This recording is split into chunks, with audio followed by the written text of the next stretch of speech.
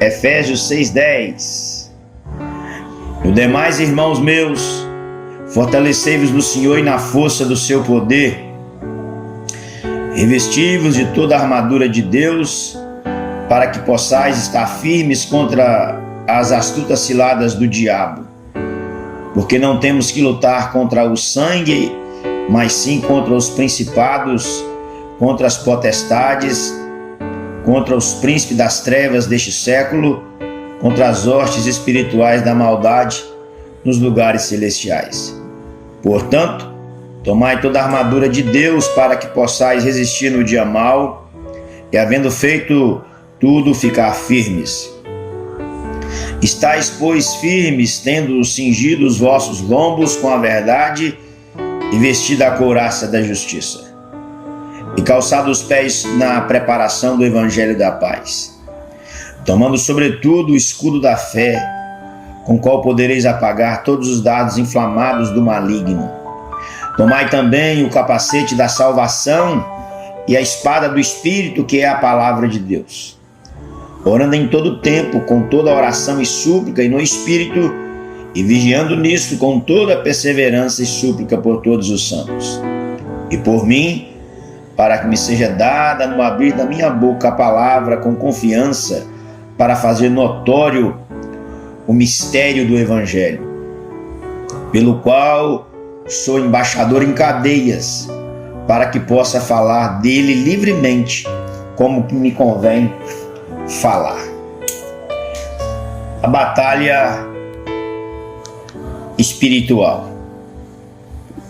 Batalha espiritual.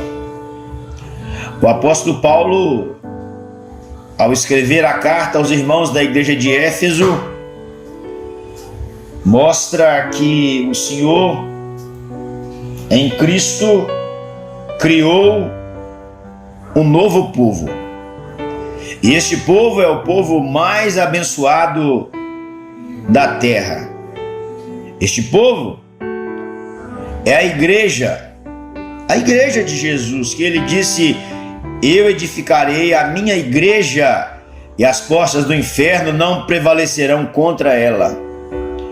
A igreja do Senhor, o povo do Senhor, é abençoado com incontáveis bênçãos espirituais em Cristo, pois nele fomos escolhidos, comprados, adotados, santificados e selados com o Espírito Santo.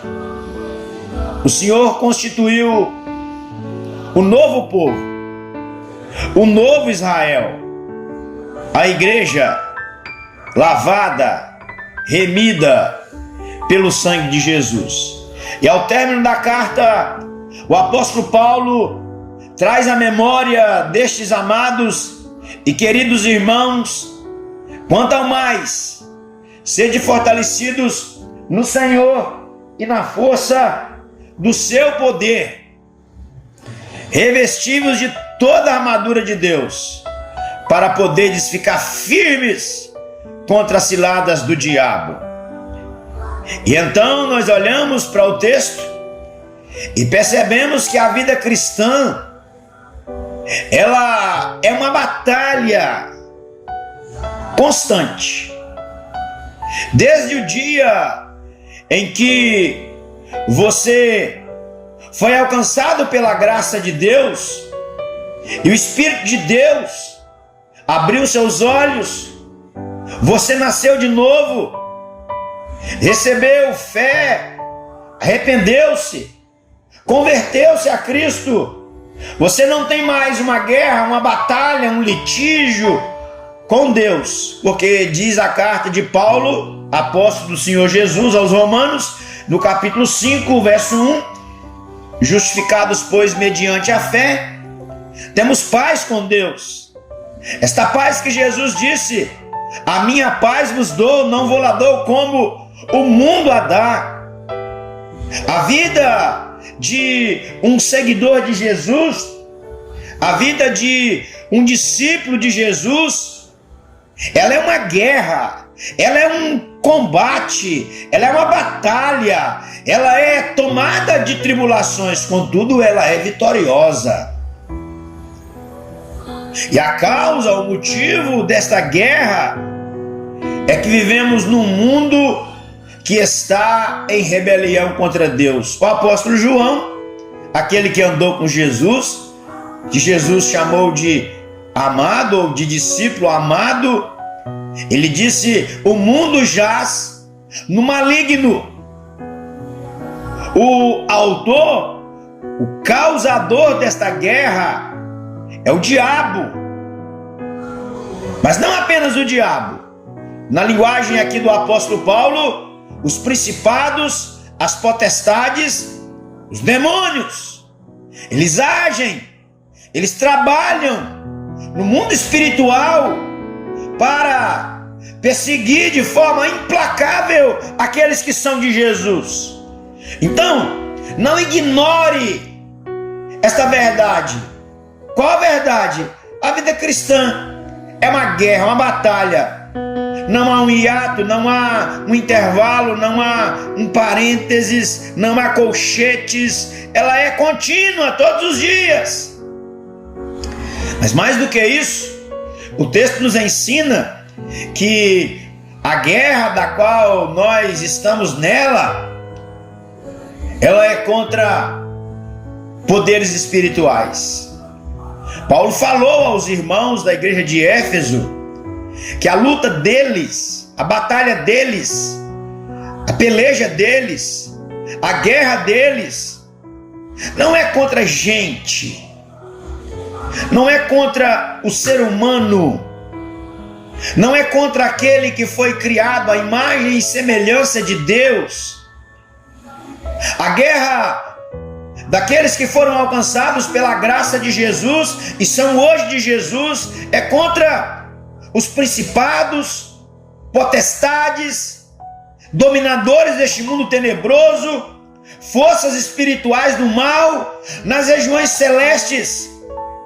Você, quando tiver oportunidade, leia um livro, um comentário do autor John Stott, da carta dele aos Efésios. É um compilado, uma leitura interessante que alarga a visão, abre as tendas do conhecimento. E Stott diz que a organização na desorganização. E esse autor diz que estes inimigos, eles são poderosos, e de fato são mesmos poderosos. Eles são malignos, eles são astutos, inteligentes para enganar, inclusive os escolhidos de Deus.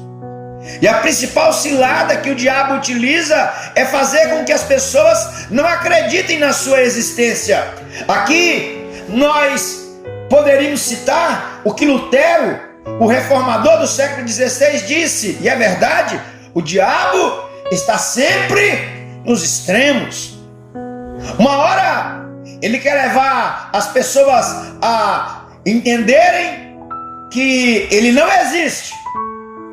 Ele cega o entendimento. Não, o diabo não existe, demônios não existem, poderes espirituais não existem. Outra hora, na outra margem, ele inculca e ele engana as pessoas, levando-as a pensarem: tudo é obra dele.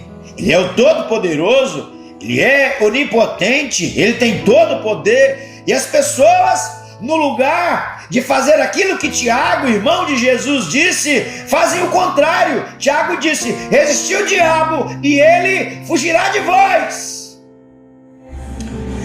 Então ele usa as ciladas. E a palavra cilada aqui é a ideia de algo que ele faz para prender a caça. É uma arapuca, é um salpão. A realidade da guerra, contra quem nós lutamos nesta guerra. Mas o texto diz que se nós não cuidarmos, há possibilidade de sermos derrotados nesta guerra. Mas você pode dizer assim: mas a Bíblia diz que somos mais do que vitoriosos em Cristo Jesus. É claro que somos mais do que vitoriosos em Cristo Jesus. Eu sou, você é. Eu sou, você é. Se de fato fomos lavados e remidos pelo sangue de Jesus. Mas o objetivo do diabo e das forças espirituais do mal é derrubar os cristãos, é prejudicar o relacionamento do crente com Deus. E para isso ele arma ciladas, ele lança dardos inflamados para destruir o crente. As principais ciladas do diabo são lançar dúvidas sobre o caráter de Deus. Não, ele não é seu pai. É lançar dúvidas sobre a palavra de Deus. Não, não é bem assim.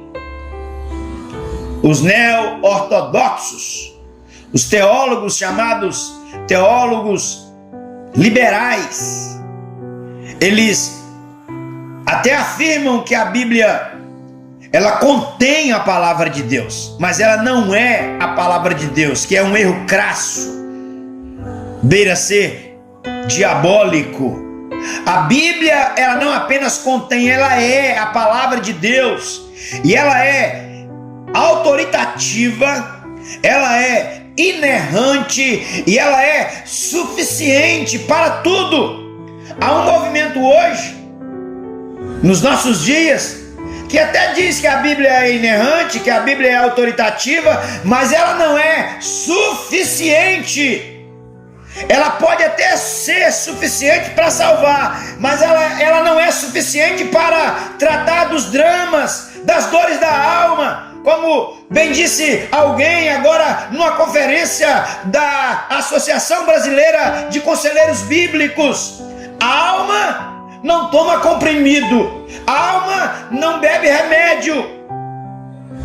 A Bíblia é suficiente para curar a alma. A Escritura diz pela boca e pela pena do salmista, no Salmo 19, verso 7, a lei do Senhor é perfeita e restaura a alma. Então o diabo quer lançar dúvidas sobre o caráter de Deus e da palavra de Deus. Foi isso que ele fez em Gênesis, capítulo 3, com Adão e com Eva. Ele quer lançar dúvidas sobre quem é o nosso Pai. Nós somos filhos de Deus, o Pai, o provedor, o Criador. E aí, ele persegue, o diabo persegue os cristãos, os filhos de Deus. Por fim, eu quero olhar para você, olhar com você para o texto sagrado e afirmar que nós temos tudo o que precisamos para vencer esta guerra.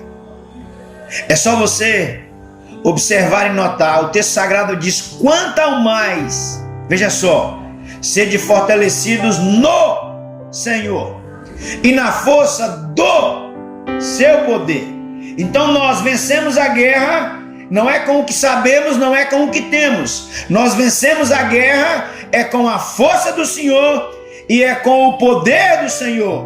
E aí então nós somos revestidos, ou nos revestimos de toda, não é de uma peça, é de toda a armadura de Deus. E Paulo fala de duas armas: o poder do Senhor, que é o poder que tirou Cristo da tumba, que ressuscitou a Cristo, e a armadura de Deus. Eu e você não devemos enfrentar as forças espirituais do mal, o demônio, o diabo, utilizando a nossa habilidade, mas devemos recorrer e buscar o poder de Deus, esse poder que ressuscitou Cristo e o exaltou, esse poder que está à nossa disposição. Também devemos utilizar a roupa adequada de um guerreiro, a armadura de Deus. Ei, você está numa batalha espiritual. Você já é vencedor porque você pode usar a força e o poder e a armadura do Senhor. Utilize isso hoje para vencer as batalhas da vida e na vida. Que Jesus, aquele que derrotou o valente, saqueou-lhe os bens e tirou tudo. Que Ele te abençoe, te faça um vencedor.